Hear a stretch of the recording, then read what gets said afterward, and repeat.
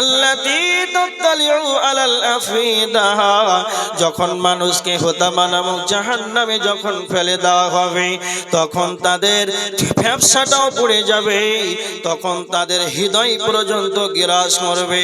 তার মানে যখন হুতামা নামক জাহান্নামে মানুষকে ফেলে দেওয়া হবে তখন তার চামড়া যেই রকম পড়বে, তার মাংসটাও সেই রকমই পড়বে, তার হাড়টাও সেই রকমই পড়বে, তার কলিজাটা সেই রকমই পড়বে, তার হৃদয় পর্যন্ত গ্রাস করবে।